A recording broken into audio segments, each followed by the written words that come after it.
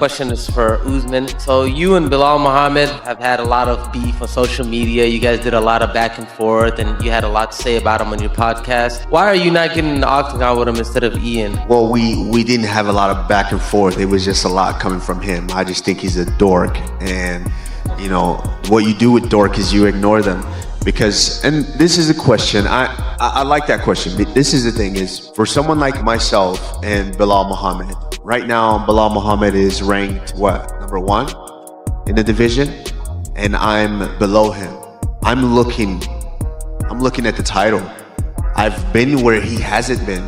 Yes, of course he's been a champion, but we saw what happened when it was time for you to defend. I have nothing to gain from fighting Bilal Muhammad. He has all to gain. That's why he's the one calling me out. He has all to gain from me. I'm not here to waste time. I want to get the title, and I want to continue on my track of defending and being that champion again. Why waste time with him? If I have the title and he's the next guy, I would luckily kick his head in. Bilal Muhammad fired back at Usman saying, "You know a lot about getting your head kicked in." Those words quickly stirred reactions online, with many fans criticizing Usman for his comments. Some of the top responses included, "I have nothing to gain. He's the number 1 contender. How are you not earning a title shot off Buckley? What is he even saying? If Bilal is ranked above you, defeating him should mean everything. Right now, that fight is basically a title opportunity."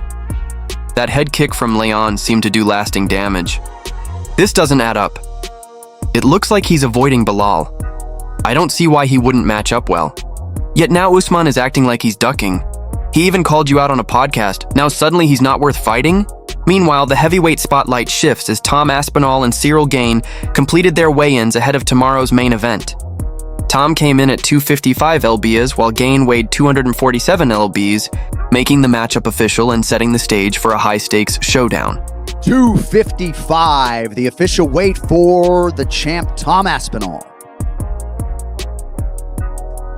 247.5, the official weight for Cyril Gane. And with that, your UFC 321 main event is now official.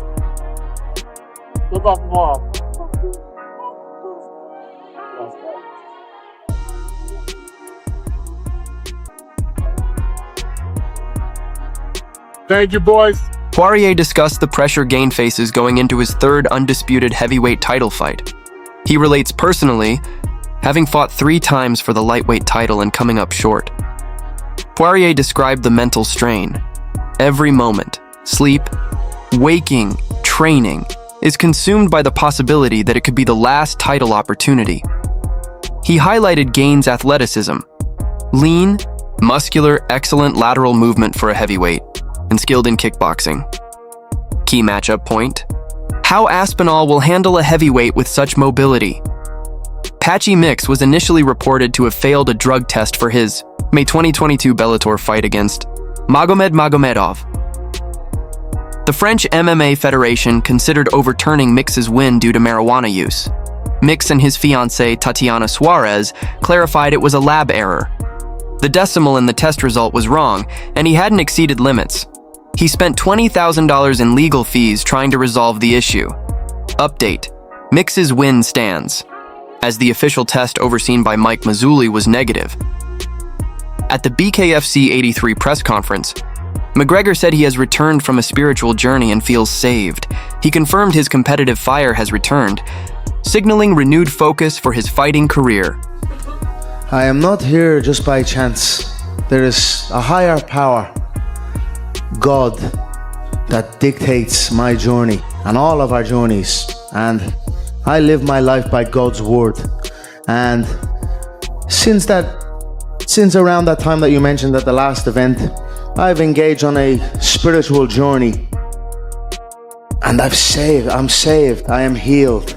And you know, on the back of that, the world is in for a treat. The world is in for a treat.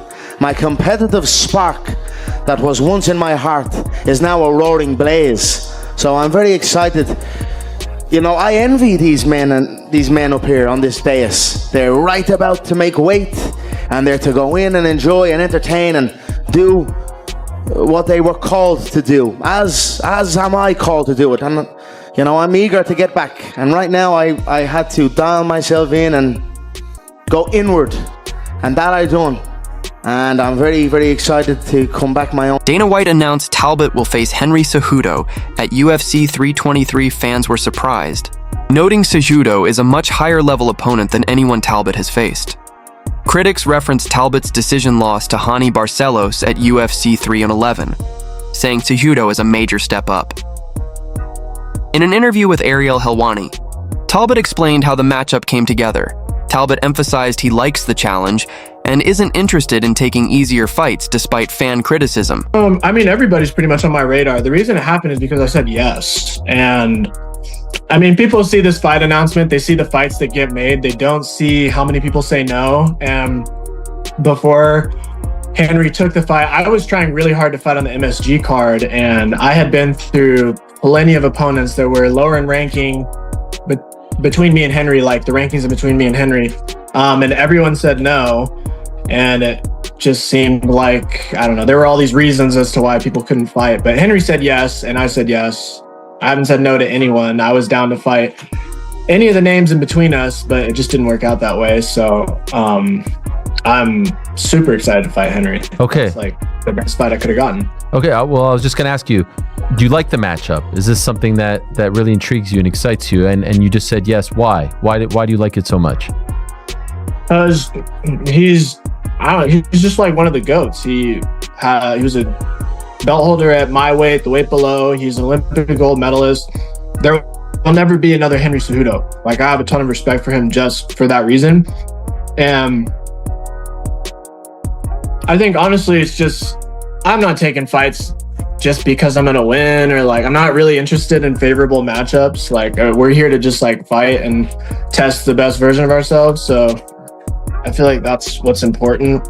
So yeah, those are my... Gilbert Burns is currently struggling, having lost his last 4 fights.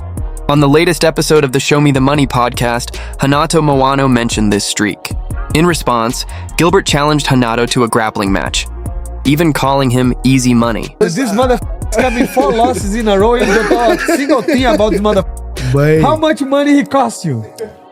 But hey, I fight. I don't say I won this, I don't win anymore. I say, when I say I won the fight, I won the fight. You should I'm not gonna be, I don't want that fight anymore. Yeah, you should have done that, because I don't do a video and ask for the fight. I don't do a video and ask for the fight and then run. Damn. My belly hurts. I feel some I'm a tension in little the room. sick. There is no tension over here, my brother. I fight, bro. I told you, you want to grapple? You want to know? You want to know? Bro, you want to know? That as the grappling match, like, you want to know?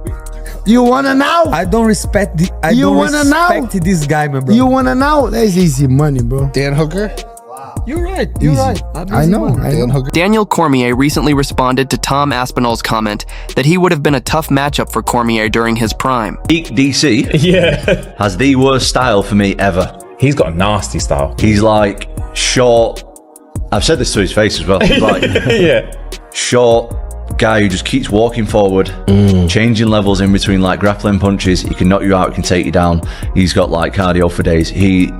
For my style, he's a nightmare. In a recent interview, Daniel Cormier expressed his appreciation for Tom's comment.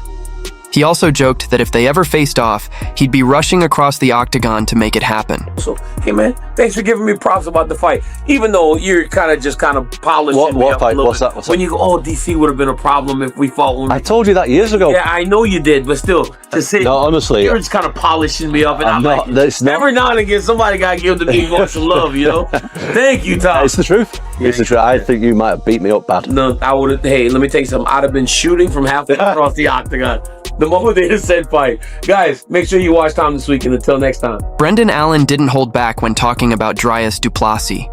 Since losing the middleweight title to Hamzat Chimaev, Dryas has been mostly quiet on social media, and Allen isn't shocked. In an interview with MMA Junkie, Allen explained that Dryas tends to speak up when he's losing because he knows Allen is a tough challenge and could probably beat him. It's easy to talk when you know you're not facing me next, but now it could actually happen, Allen said. Back when I was close to a big win streak, he was quiet like a mouse in church. Now, silence. And why? He got dominated. No close moments, no highlights. 23.5 minutes of dominance. Being dominated as a champion is a huge deal. It carries a lot of weight because it means you really didn't have anything for the other guy. Allen added that he expects Dryas to make changes and come back stronger, but he's focused on striking in their potential matchup. I like going against guys who fight like it's kill or be killed. That's what excites me and brings out the best in me, he said. He also noted that some of Dryas's wins before the belt were lucky, but he respects that the fight would be intense. Meanwhile, in heavyweight news, Tom Aspinall recently said he'd rather vacate the UFC title than face his friend Delia. Dana White reacted strongly, calling the statement absolutely insane. Now, Tom's father, Andy Aspinall, has stirred the pot even more, saying he doesn't want Tom to re-sign with the UFC. In an interview with RMC Sport Combat, Andy explained that boxing offers bigger money. If you get into the top tier, the UFC doesn't pay nearly as much as boxing. Tom's good at it too, he said. That's the latest from the MMA world. Thanks for watching.